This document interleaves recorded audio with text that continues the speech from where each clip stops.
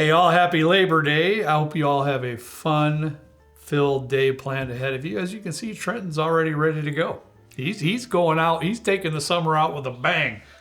Yeah, I usually don't take the guns out too often, but I was on my way here and I accidentally took my shirt home last time. I didn't. It was folded and I didn't unfold it to see, and I thought I threw this one out, but I guess I didn't. Yeah, you cut the sleeves off for something we were doing. Something we had. I was trying to impress Carlos, I think, with my muscles. So I know he really appreciated seeing them last time. I didn't know if it was the guns you're showing off or the tat. All of them. All the above. I recently joined a biker gang too. Well. Yep. Yeah. You and Caleb. Strong like bikes. Yeah. Yeah. Strong like bikes. I forgot what we were doing today. Sorry about this. I'm sure nobody wants to see this. He feels half naked. Honestly, he does. I don't like tank tops. Really, I don't. But it is what it is. Today, guys, we got a show planned for you, and it's something that I actually thought about in my head. And I've been in a lot of stores lately, and I know that surprises you. Kind of does in our area. Yeah. And as I'm traveling different places for the jobs that I personally have to work on, I stop in and check things out. And I've been noticing the pricing. And we all are living in a world where everything is more expensive. Our wallets are tighter than they've ever been in quite some time. So we have to watch our pennies. We have to watch what we're spending money on. And whiskey is no exception to that, nope. Trenton. Absolutely no exception to that. And in my mind, I want to be purchasing a bottle, even if it's $50. I really want to know if that's worth $50. I mean, to me, personally. Your palate, your taste might be different than mine, might be different than Trenton's. So something that may not be worth $50 to me might absolutely be to you, and that's fantastic. So we've kind of accumulated a few bottles that we feel, and again, we feel, have just gotten to be more money than I want to spend for them, to be quite honest with you. And I don't feel they're actually worth that kind of money. Yeah, and as you're watching the video and us taking some of these bottles out, please let us know what you think of these, and also some bottles that we might not have put on the list, because I'd be very curious too. Because as you know, pricing differs all over the country for different whiskeys and availability and things. So I'm sure a lot of stuff we're talking about might be different than what you're seeing. But first off, he's going big. I had to go with this one. And he's Blue attacking. Spot. He's the one that pulled this off shelf. I didn't even think about it. He's attacking my Irish whiskey collection. And I really like Blue Spot was the first Irish whiskey that I had, and I remember it was at Wise Guys in Maryville, Indiana, probably 4 or 5 years ago when it first came out. It was $109, and that's what I paid for it. Right. I remember it being $109. About $100. I don't know what happened, but it's like $249 now, or it's like in the two, like it's the mid over $200s $200 for sure. And I don't know what, and I'm blabbing a lot, but I don't know what it takes for folks that make Irish whiskey or distilleries or Scotch, like import, like the tariffs and all the stuff that it takes to import a whiskey. Right. I understand that. Maybe that's changed. Maybe it has. We're not on top of those guys. Yeah, I can't say that I am. No, me either. All I can tell you, as much as I like Blue Spot, and I have several other spots over there, my brother and I are the ones that started collecting those because we really liked them, Kent and I. This is not worth $250. It's not worth over $200. It's excellent. It's good, but to me, it's just not that. $100? Okay, now we have a conversation. If I'm thinking about it correctly, I believe that the Redbreast 12-year cask strength has remained around. What was it when you purchased yours? Was it like $60, $70? I was just going to say $70, $80. I was going to say, but probably around $70, I'm thinking. I think they're still around there, but then again, like I said, I don't know anything about the tariffs and the imports and stuff that happens, but any spot, Gold Spot went up like $100 from last year. The Red Spot 15 is like $289 now. Insane. And it's just, I have a hard time doing that, and I will never buy another spot. Ever, but what else you got? Which one you want to go with? I know either one of those two right there. Front ones? Yep. All right. Pick one. I'll let you. I know this is one of your faves. It is. Now, Trenton, hang on a minute, and I'll let you chime in here in just a second. But the Evan Williams Single Barrel was truly one of my favorite single barrel releases because it was $30 to $35. Yeah. Plus, it had the opportunity to be spectacular. Plus, it's lower proof.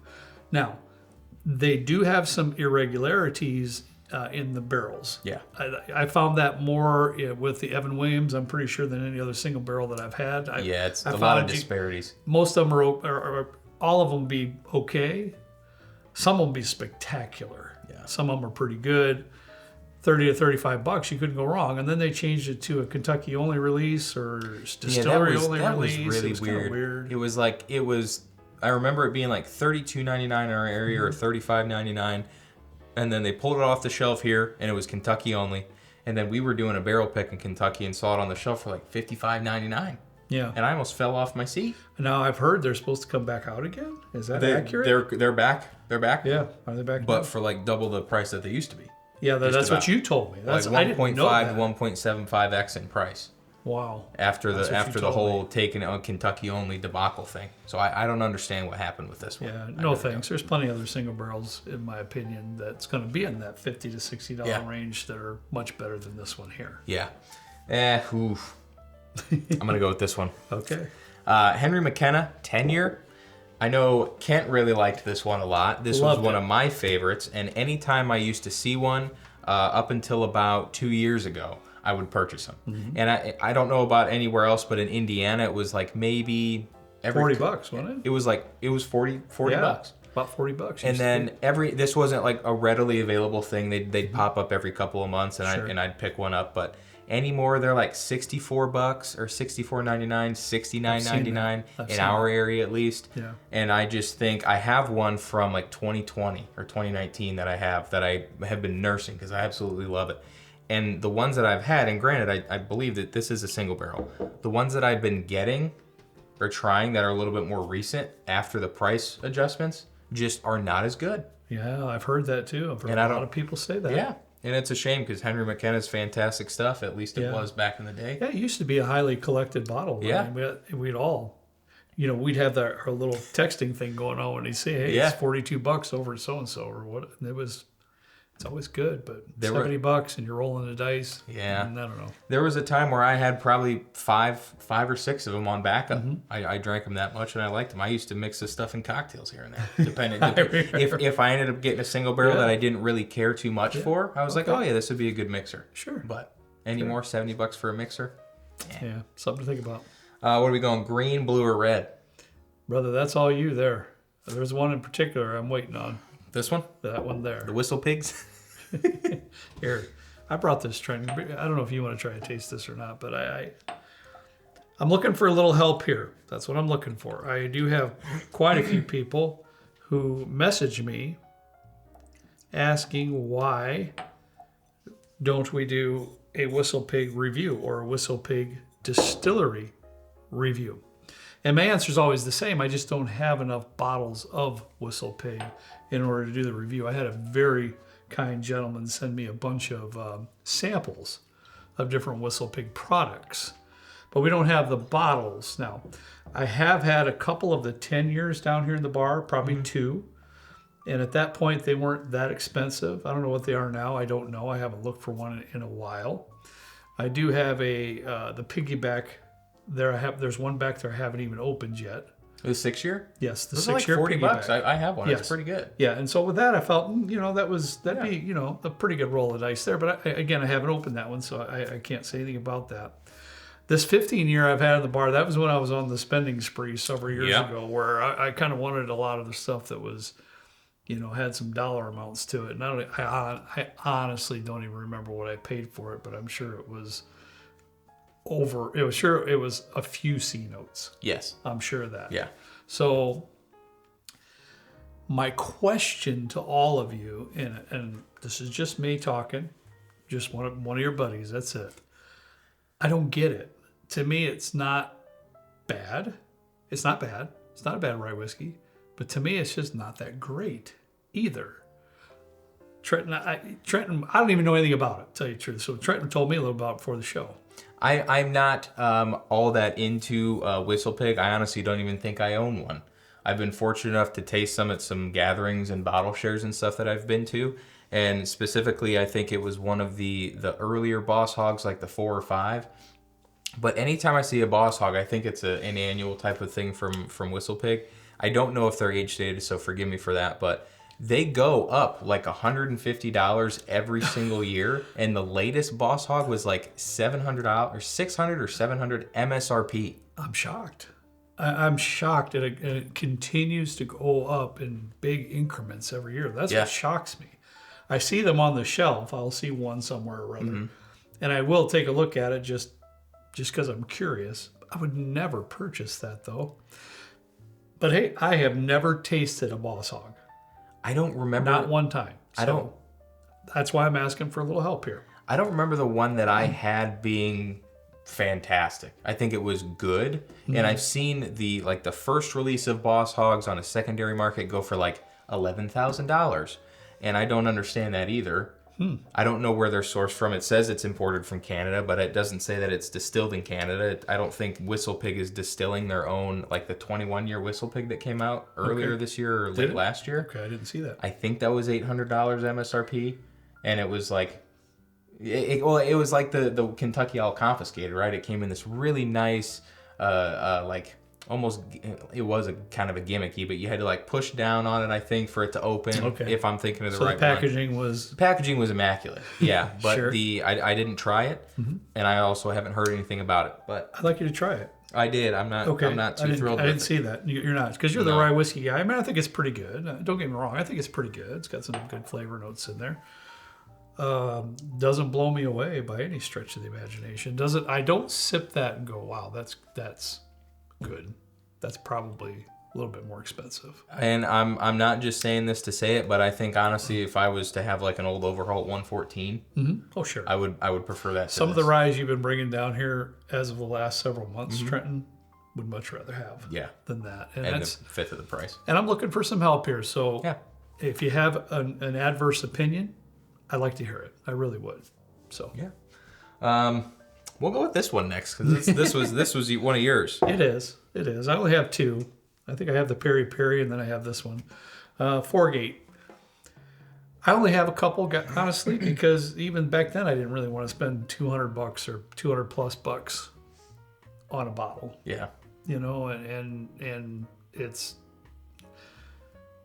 I think they're pretty good. I'll grant you that.